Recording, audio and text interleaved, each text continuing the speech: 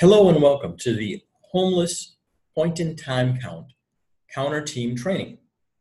We are counting on you. Now, before we get started, we'd like to have a really big thank you to everyone out there who's volunteering. So far, over 1,000 community members have responded to this call. So please be patient and flexible. The 1,000 volunteers is quite an increase from 290 we counted the year before. There are multiple deployment sites and times for you to head out and do your deployment. There's a new counting and surveying technology that we will cover today. So your takeaway should be understanding why we have a PID count, knowing how to properly count as a team, know how to stay safe, and how to prepare for the night of deployment. Sacramento Steps Forward is a nonprofit 501c3 organization that's working to end homelessness in our region through collaboration, innovation, and connection to services. They are what's called a continuum of care, and they have an umbrella that encapsulates other smaller service organizations in reaching out to the homeless community in Sacramento County.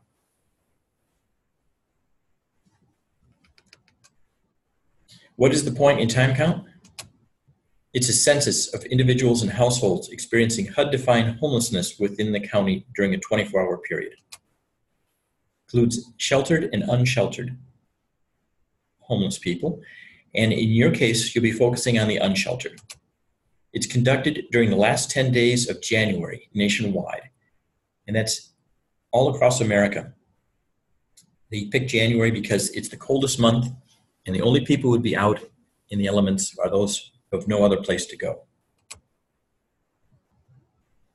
How is the count conducted? Volunteer teams deploy to designated geographic locations to count people and conduct surveys. There's a general methodology. Volunteer teams of 4 will be sent to a predefined area. The map on the right is an example of a predefined area. It's marked with arrows for direction.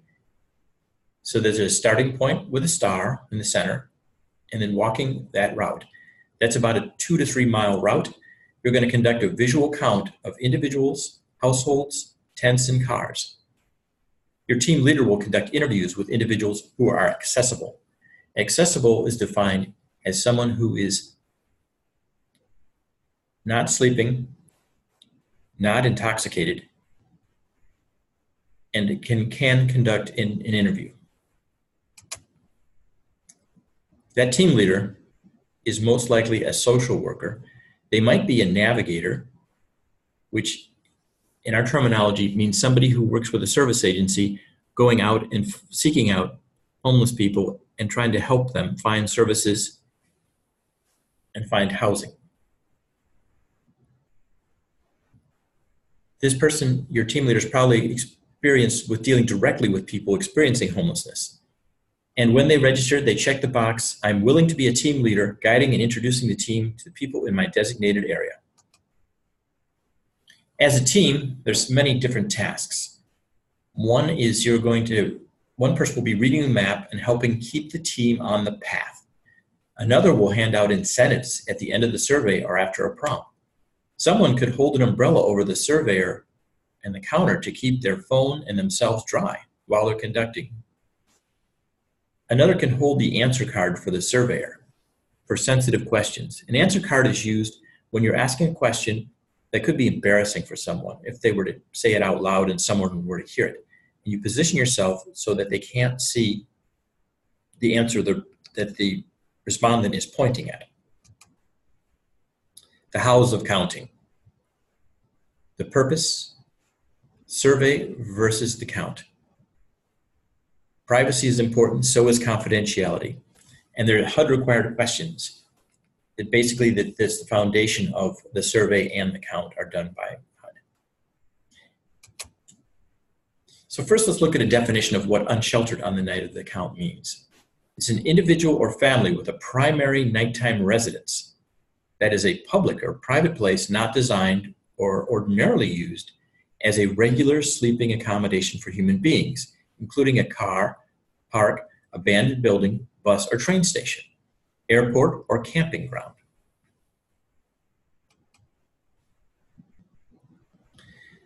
So as you begin your route, you'll encounter your first individual or group. So the first thing that would happen would be the counter and the verifiers. And basically everyone can operate as a verifier. They can all count, if it's a group of people, how many they see. And they assess the situation and enter that count into the device. Only one person enters it, but they can put their input into that. And the general rule is we're going to count everyone unless they are obviously not experiencing homelessness.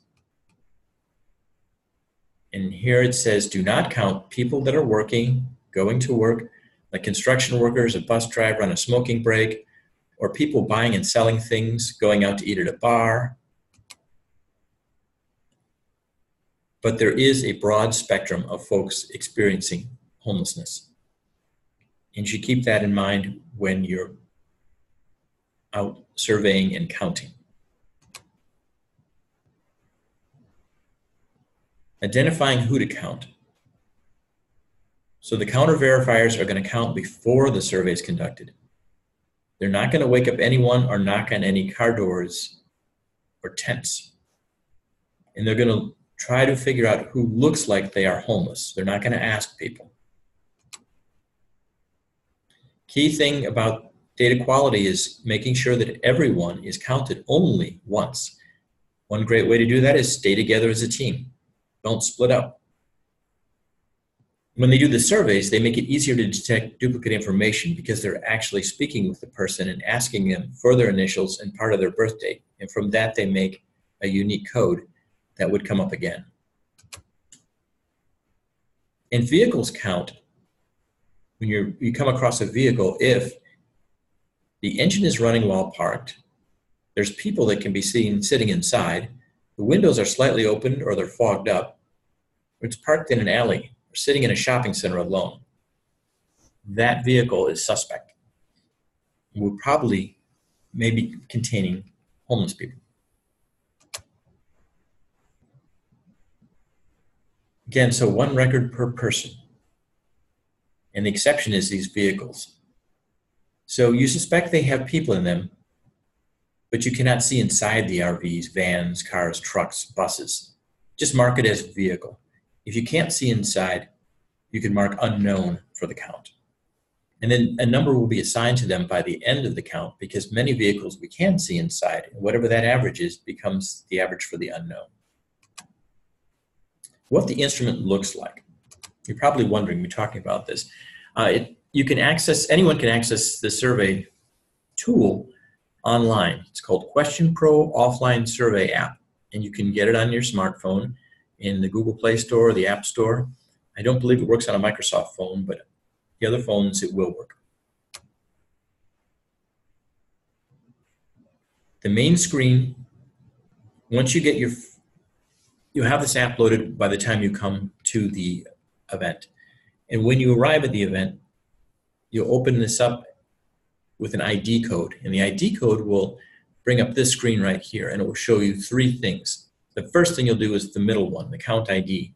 The count ID is tied to the map that I showed you. And that means all the responses that are taken with this instrument will be tied to that map. So I'll show you once you click on that, it says, please enter your zone ID. You enter that code, and then a little screen down below here to the right will come up, and it will say Start Survey in the lower corner. And once you start that survey, it's the same as pushing the 2 on the front of the phone. It pops up at the first screen, which is, what are you reporting in this location? And in green, it gives you some tips. Again, it's unless you suspect that a group of individuals resembles a household sleeping in the same location, and they define household as a couple, a family, parent, and child, report each person individually. So if they are a family, you'd use it down in the bottom, the household option, the second one. But if they're just a group of people sitting around, it would probably be an individual, the first option. And then they give you some clues about vehicles. Again, people living inside a vehicle, these clues are just the vehicle's on and running, the windows are partially open, they're fogged over, the vehicle's parked in a strange place. When you're done with that screen, you can click the next button on the bottom, and it will jump to the next screen. If you suspect that a group of individuals resembles a household, you have to note the overall count. So here it's asking you how many people are in this household. So you click the select right in the middle of the phone, and a little wheel comes up, and you can spin it up or down. And here I've spun it to 5. You see a 4 right above it, and it's 6 below it. They're very faint, but they're there. So you'd select that because it says this question requires an answer. And then right below, it's asking, indicate the number of people for each approximate age category. And one of the keys to that screen, because you'll have to click next to get to it. So here, you're going to open up and enter in a number for each of the different categories. And the categories are under 18, 18 to 24, 25 and up, and unknown. So here you'd pick, if you thought there were 3 children under 18, you'd pick a 3. And you want to do that for each one of those categories. It's blocked by the drop-down. Because if you don't, you'll get a validation error. You have to put, if you don't think there's anyone, put an unknown or NA. How certain are you that this household meets HUD's definition of homelessness tonight? And you can use a consensus of counters. Do you definitely think so, possibly, or you're not sure? And then at the very bottom, they ask a question that can only be answered after you're ready to move on. And that was the household approached to do an interview? It says, no, they were not accessible. They were sleeping. They were intoxicated. Or, yes, but they refused. Or, yes, a survey was conducted. So now we're talking about the individual. And it's basically pretty simple. It's about age and your certainty that they're homeless. How old is this person? And here's the categories. Under 18, 18 to 24, 25, not sure. And then how certain are you that this person meets HUD's definition of homelessness tonight? And are you definitely sure, possibly, or not sure?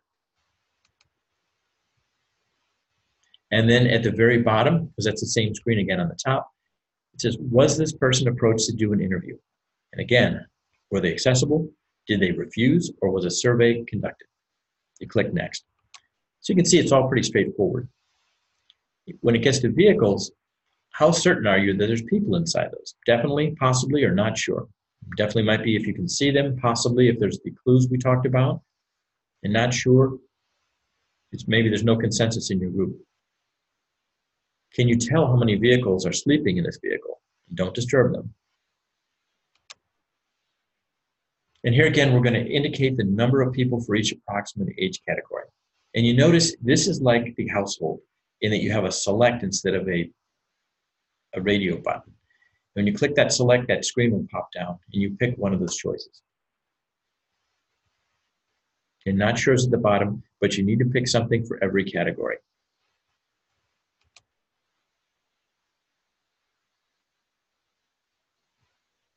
See, leaving any age category blank can cause a validation error. You don't see the error here, but it will come up. Then the last screen you have is about comments or corrections. So when you're taking these, you can't back up and change things when you realize you've made a mistake, but you can put a note in. So you can go ahead and put your note in and tie it back to the survey and some notes about where you were on your survey. Then you just click the done. So here's a picture, Question Pro. When you type in Question Pro, it may come up with several. Pick the one with the dark blue, the offline surveys. You can put it on your smartphone. It'll ask for a password and username. But at that same screen, if you look in the upper right or lower right-hand corners, there are some practice surveys that you can look at, some samples. And that gives you the functionality of the little buttons or the little wheel you spin to pick. it's good to practice with those and get used to doing that. Let's talk about your safety. Really, that's one of the most important things about this count. You're going out in the dark to unfamiliar area. It's cold winter. And you're encountering people that you've never met before. So the protocols include, what if you encounter fights or emergencies or an accident? So always, always call 911 and make sure your team leaders knows what's going on. But 911 is your first route. What if you have a bad feeling? This might be a scary situation. You can call the police or sheriff liaison on your packet before proceeding. That is a number that will be assigned to your packet, and your team leader will know that number. So make sure they know again. When you encounter people that need basic non-emergency help and services, you should encourage them to dial 211 if they have a phone. But that is a listing of any services they might need. So there's some practical details. You want to stay with your team. You want to dress warmly and weather appropriate. You want to bring a flashlight. If it's rainy, bring an umbrella. Charge your phone or bring a backup charger. And eat before you begin, bringing a granola bar or a piece of fruit, because you're going to be out there till 11 o'clock. Avoid the temptation to recruit for your religious group. If you're a counter tonight, you're not a social worker. So you have to put that aside. It's very hard. Also, you shouldn't try and offer medical services. If they have a medical emergency, please call 911. Obviously, stay with them and make sure that they're okay until the first responders arrive. But the key is, don't try to do any medical service yourself. And make sure that they, once again, know about the services that 211 offers. Be respectful. Do not wake people up. The flashlights are there for your feet, not their faces. So don't shine the light in their face. Don't get close to vehicles or try to get the occupants to talk to you. Respect their space, because remember, they live here.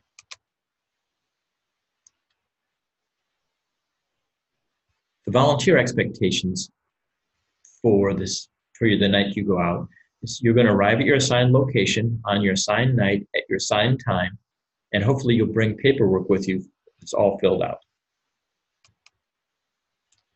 So here it is a little more in detail. There's a picture of what it looks like. It can be kind of chaotic. But go to your deployment center at your scheduled time and date, get in line for the counters, meet up with your team leader and determine the roles. The counter gets an ID for the counting tool from the team leader. The counter enters the ID into his or her phone and makes sure the survey loads.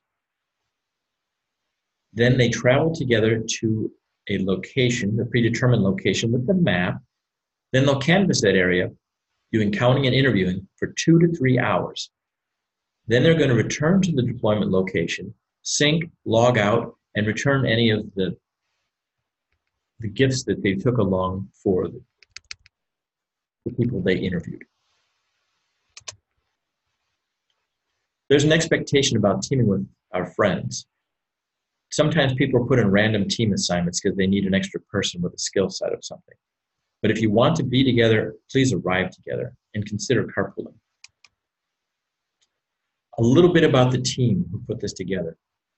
At the Division of Social Work and the Institute for Social Research, they put a lot of hard work into developing these surveys and the maps and the methodology. And at Sacramento Steps Forward, the staff is all pitched in to help organize the event. Are there any questions?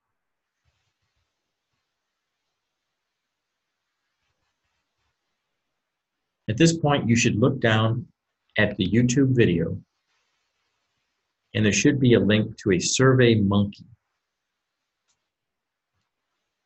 quiz. And if you click on that and take the quiz and make sure you put your first and last name and your email in there, you can get credit for watching this video.